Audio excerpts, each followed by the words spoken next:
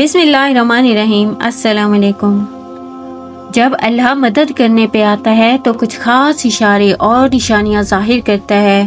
جب تم مدد مانگتے ہو تب تم تک ان ذریعوں سے مدد پہنچائی جاتی ہے جن کا تم تصور بھی نہیں کر سکتے، جیسا کہ نوح علیہ السلام تک پہنچائی گئی تھی، کیونکہ تم اللہ کی مصلحت نہیں جان سکتے اور دعائیں تو ناممکن کے لیے ہی ہوتی ہیں۔ اور جو نوح علیہ السلام کا خدا ہے وہ تمہارا بھی تو خدا ہے۔ تم نہیں جانتے کہ اللہ نے تمہارے لیے کیا کچھ سوچ رکھا ہے۔ تم نہیں جانتے کہ اللہ نے تم تک تمہاری چاہت پہنچانے کے کتنے انتظامات کر رکھے ہیں۔ تم نہیں جانتے کہ اس دیری کے بعد تمہاری ہر اس دعا کی قبولیت ہے جو تم مانگا کرتے تھے۔ تم نہیں جانتے جس کی ایک تجلی سے کوہ طور راکھ ہو جائے، اس کا ایک حکم کیا سے کیا نہیں کر سکتا۔ تم نہیں جانتے کہ تمہارے خوابوں کو پورا کرنے کے لیے اس نے کیسی کیسی تدبیریں بنا رکھی ہیں۔ تم نہیں جانتے کہ تمہیں توڑنے میں ہی اس نے جوڑنے والے بھی سبھی راز چھپا رکھے ہیں۔ تم نہیں جانتے کہ اس نے اختتام میں تمہاری رضا کو بھی تمہارا مقدر لکھ رکھا ہے۔ تم نہیں جانتے کہ اس نے اختتام میں تمہاری رضا کو ہی تمہارا مقدر لکھ رکھا ہے۔ جب تم محسوس کرنے لگو کہ آخری حد تک آزمائے جا رہے ہو تو سمجھ جاؤ کہ تمہارے معاملے کا فیصلہ اور اللہ کی جانب سے مدد کا وقت یقیناً قریب آ رہا ہے۔ جب تم اللہ کی جانب سے آنے والے حکم کے انتظار میں صبر کیے رہو، اللہ کسی بھی حال میں تمہیں دربدر نہیں ہونے دے گا۔ پھر تم اللہ کے فیصلوں سے کبھی مایوس مت ہونا اور توکل رکھنا، اللہ کی رحمت تمہارے دل میں پیدا ہونے والے ہر خوف سے بڑی ہے۔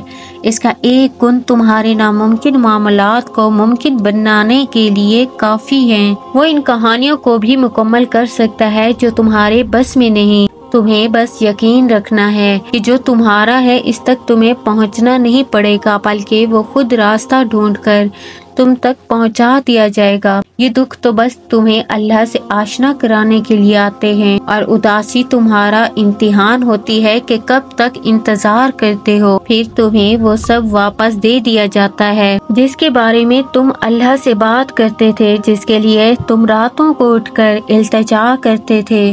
تو پھر کیوں پریشان ہو؟ تمہارا رب تو اتنا رحیم ہے کہ تم اس کی ایک صدا پہ بھی لبیک کہہ دو تو وہ تمہاری تمام صداؤں پر کن فرما دیتا ہے۔ تم اس سے بھلے لاکھ دفعہ ہی کیوں نہ منہ موڑ لو، مگر پلٹ کر جب بھی اس کو پکارو گے تو وہ تمہیں ہمیشہ اپنے پاس ملے گا۔ اس کی محبت تو ایسی ہے کہ وہ روٹھ کر بھی روٹھا ہوا نہیں لگتا۔ تو پھر ایسی محبت سے مایوسی کیسی؟ تو پھر جو چاہے اسے اللہ سے ضرور مانگو، مگر اس کے پیچھے بھاگو مت۔ اگر تم دل کا سکون چاہتے ہو تو ان معاملات کو اللہ کے حوالے کرنا سیکھو جنہیں تم بدل نہیں سکتے۔ دستبردار ہونا سیکھو، چیزوں کو آزاد کرنا سیکھو، خود سے محبت کرنا سیکھو۔ تمہاری مستقل دعائیں ہی ناممکن کی قبولیت کو ممکن بناتی ہیں۔ تمہارا یقین ہی تم پر وہ دروازے کھولتا ہے جس کو کھولنا کائنات کی کسی بھی شے کے بس میں نہیں ہوتا۔ دیکھو، تمہارا صبر ہی تمہیں معجزوں سے ملواتا ہے، اور کن سے فیکون تک ہر ادھوری کہانی مکمل ہو جاتی ہے، اور وہ دعا جو منہ سے نکلتے ہی قبولیت کے مراحل میں داخل ہو جاتی ہے نا، وہ ٹوٹے ہوئے دل کی دعا ہے۔ پھر جو مانگ لیا جائے اس کی عطا میں دیری نہیں کی جاتی، پھر وہ شے بھلے ہی تمہارے نصیب کا حصہ نہ ہو۔ کیا تم نے سنا نہیں؟